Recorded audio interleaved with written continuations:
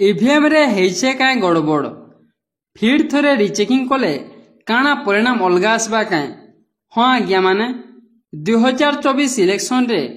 बहुत बड़ अलटफेड देखा देइथिला आरो 25 बरस रो बीजेडी सरकार भाई जाई करी पहला थर ले ओडिसा रे बीजेपी सरकार गढ़ीथिला। हेले हारी जाइथिबा बीजेडी प्रार्थी माने इछन का हाईकोर्ट रो द्वारस्थ होइछन आरो फिर थोड़े जांच हो बोली आवेदन करिछन। से बीजेडी प्रार्थी माने हेले पाटनागढ़ बीजेडी प्रार्थी सरोज मेहर, बरगढ़ विधानसभा बीजेडी प्रार्थी दिवेश आचार्य और झारसुगुड़ा विधानसभा सीट रो बीजेडी प्रार्थी दीपाली दास। पाटनागढ़ विधानसभा बीजेडी प्रार्थी सरोज मेहर इछन का उपमुख्यमंत्री और पाटनागढ़ एमएलए केवी सिंहदेव विरुद्ध रे हाईकोर्ट द्वारस्थ होइछन जे श्री केवी सिंहदेव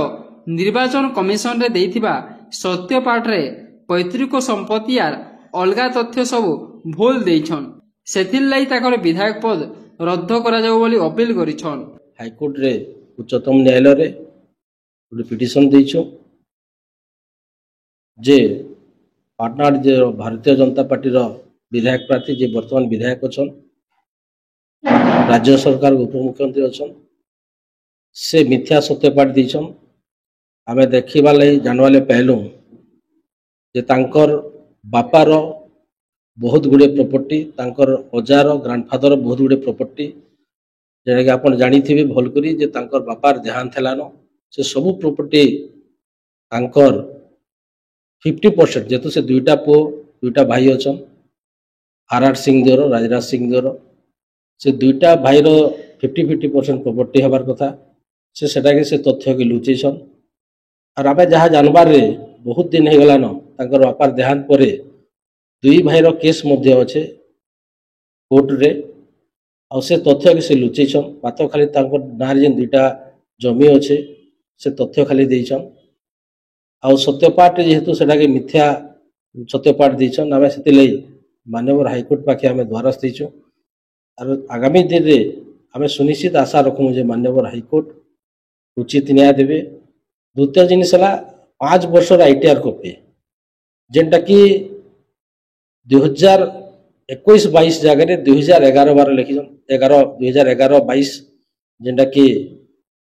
से गुटे अक्षर रे भी सत्यपाठ भूल होइछे। तृतीय जिनिस है जे केस जेनटा देइछन दुईटा केस गोटे संबलपुर केसटे अच्छे से संबलपुर केस रे केस रो तथ्य दिया होइछे किंतु जीआर केस नंबर जेनटा ता डिटेल्स रहबार कथा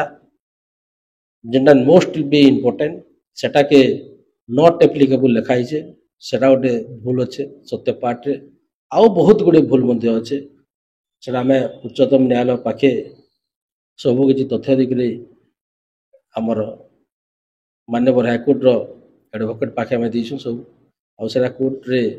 रजिस्ट्रेशन मध्य सरी गलान रजिस्ट्री सरी गलान। आमे अनुरोध करमु से लगी माननीय उच्चतम न्यायालय के हमको उचित न्याय देवे। एवं द्वितीय जिनिस है जेहेतु राज्य सरकार भारतीय जनता पार्टी वर्तमान तांको गोटे दायित्व देइछन उपमुख्यमंत्री बोलिया पदटे आमे से अनुरोध करमु भारतीय जनता पार्टी के इन स्टेट नेतृमंडली के सेंट्रल नेतृमंडली के जेते तो केस फाइनल नहीं हवा जेहेतु दह दह दिशुचे जे से तांकर सबु तथ्य के लुकेइछन तांकर एफिडेविटा सत्यपाठटा भूल अच्छे से जेते तो ये केसटा फाइनल नहीं हवा तांको एडे बड़ दायित्व नहीं दूँ क्या लगी जदि देवे सुनिश्चित आगामी दिन जेन सत्यपाठटा जेन भूल से देइछन आगामी दिन जे दायित्व नहींछन ओडिशार हित लगी सेटा भी दुई दुईटा विभाग जेन विभागटा होचे अति गुरुत्वपूर्ण विभाग गोटे है आपण मानकर चाषी मानकर विभाग कृषि विभाग और आउ गोटे है प्रत्येक परिवार जेनटा दायित्ववान जिनिस सकाल पहले जेनटा नित्य दरकार पड़सी शक्ति विभाग इलेक्ट्रिक विभाग से दुईटा विभाग देइछन से अनुरोध करबे भारतीय जनता पार्टी के मध्य से दुईटा विभाग काढ़ी कौन पदवी दिया जाए से विधायक रहून और जितेले माननीय हाईकोर्ट जितेले उचित न्याय देवे सेतकी दिन तक आ मैं अनुरोध मध्य करबे और आशा मध्य करबे जे सुनिश्चित आगामी दिन में उच्चतम न्यायालय सुनिश्चित आमर प्रति उचित तांकर न्याय देवे। से मेकान बरगढ़ विधानसभा सीट ବିଜେଡି ପ୍ରାର୍ଥୀ ଦେବେଶ ଆଚାର୍ଯ୍ୟ ବରଗଡ଼ର ବିଧାୟକ ଅଶ୍ୱିନୀ ଷଡ଼ଙ୍ଗୀ ବିରୁଦ୍ଧରେ ହାଇକୋର୍ଟର ଦ୍ୱାରସ୍ଥ ହୋଇଛନ୍ତି ଯେ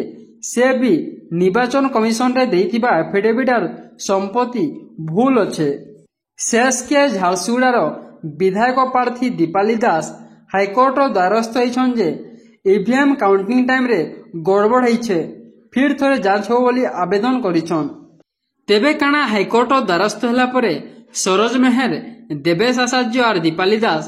ଫିର୍ ଥରେ ଏମ୍ଏଲ୍ଏ ହେବାର ଆଶଙ୍କା ଦେଖା ଦେଇଛେ।